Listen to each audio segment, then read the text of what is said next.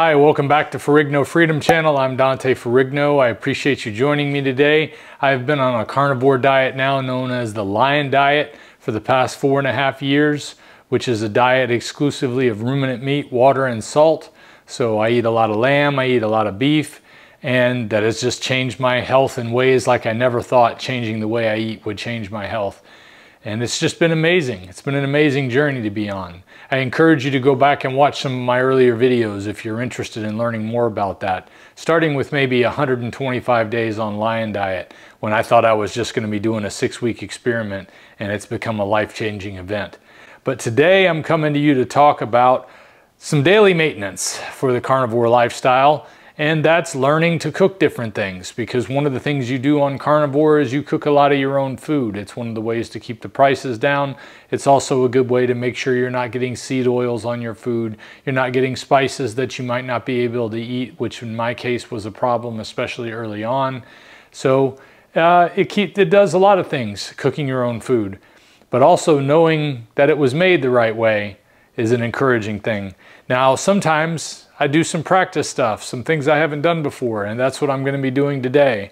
I've cooked picanha on the Schwenk grill that you've seen previously. I cooked picanha in the Dreo Chef Maker. I've even cooked picanha in the Typhur Dome. I don't know if you can see it back there, but all were different. The grill was the best. The Chef Maker was the second best. The Typhur was third. So I would say that so far my best experience has been on the grill. So I've heard other people say that it's best on charcoal. One of these days I'll get back to doing it on charcoal. I think I've done picanha on charcoal before, but I can't remember.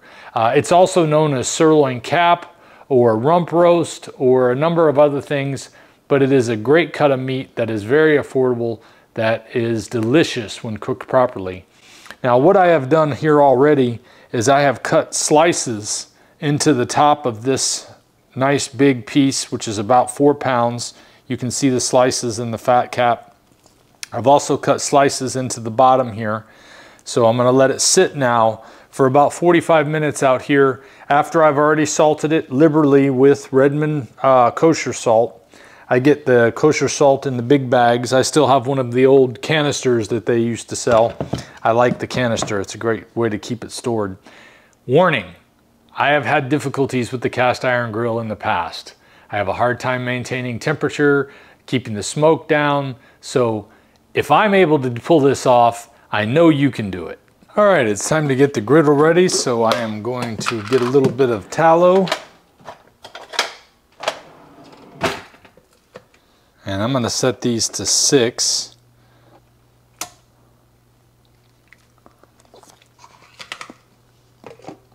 I know the pan is supposed to be hot when you put the steak on.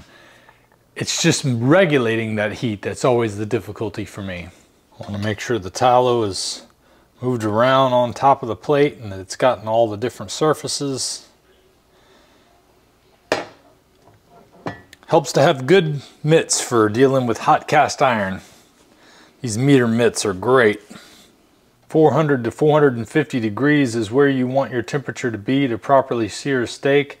I just checked this a moment ago. It was approaching 400 degrees. I can tell by the smoke that it's getting plenty hot. So I know we're approaching 400 degrees. 400 to 450 degrees is recommended for searing a steak, and I'm going to start by searing the fat cap.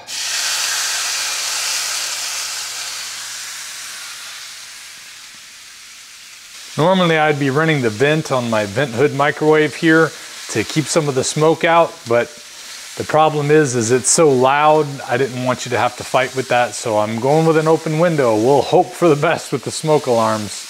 Meanwhile, I'm going to take this other small piece and cook it in the air fryer.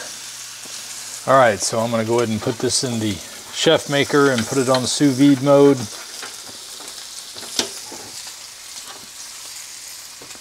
Going to be hard to compare these two because this is the end of the sirloin cap, which is going to be the most tender part. Let's see if we haven't left this on too long at 4 minutes. Oh no, that looks good. Especially on this side over here. Needs a little bit more heat time on this side. We have something to munch on, but it's a little bit late to be making a whole steak. So that's why I'm glad I've got Carnivore Crisps. And one of my favorites, leg of lamb, and you don't have to break your diet. And the best part is the ingredients. Grass-fed lamb, purified water, Redmond real salt. Can't go wrong. Get yours now at carnivorecrisps.com and use my discount code DANTE, D-A-N-T-E, to save 10% on your order. The grill is over 500 degrees, so I'm going to turn it down just a little bit. Now that it's been on that side for about 4 minutes, see if I can get this fat cap on the other side done a little better.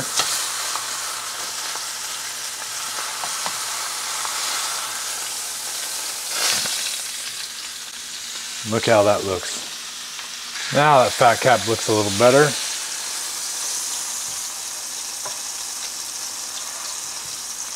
Pull it off and cut it into steaks now. See which way the grain is going. It's going this way. So we're going to cut it this way.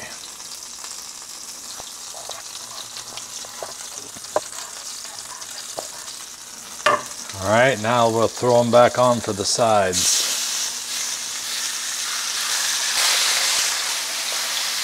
Give them a little flip here. All right, flip them again the other way. Let's see how we're doing on temperature. Still not quite ready. Time for another flip.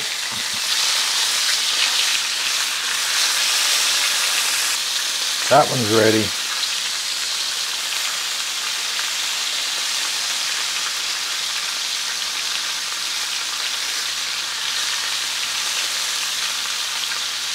That one's good from rare right there.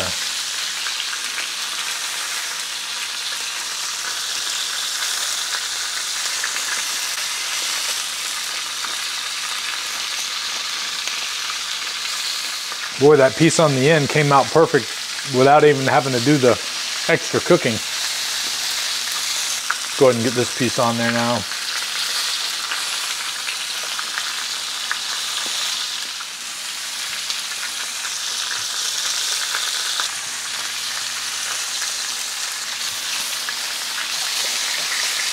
Yep.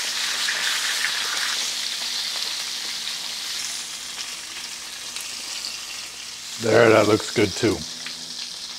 So I was unable to keep a lot of smoke from getting in the house, which is one of the things I've always had a struggle with cast iron, but these look fantastic. And the little piece I just ate off the end that wasn't even fully cooked because I didn't do the longer process on it was fantastic. So let's see how these came out.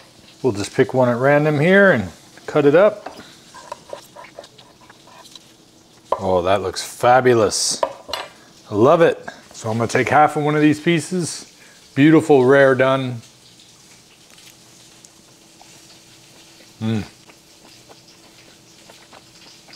Quite tender.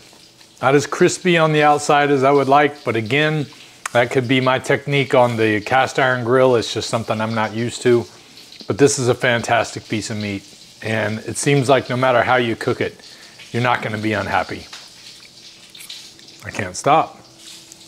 I'd have to say, of all the ways that I've tried cooking this, I still prefer the grill overall.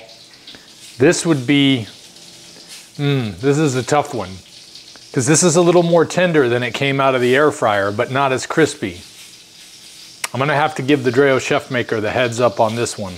Also, because of the cleanup issue, that one makes it even more fun, whereas the Chef Maker is very easy to clean. And then of course the Typhur Dome would be my last choice for cooking picanha, based on my experiences so far. Well, I hope this helps you in your carnivore journey. If this helps you to understand also what it's like in the day of a carnivore, I have to spend a lot of time cooking. So preparation is key. Preparation is always key. And it's something that I'm not used to doing in my life when it comes to cooking. It's something I've become used to since I've been a carnivore, and the air fryer has spoiled me in that regard. So I'm branching out more for your sake, so that we can talk about different ways to cook meats. That way you can enjoy the meat that makes you healthy in the many different ways you're able to do it. Well, that's all I got for this one, guys. I will see you next time. If we pay extra, could we maybe get some grease or fat?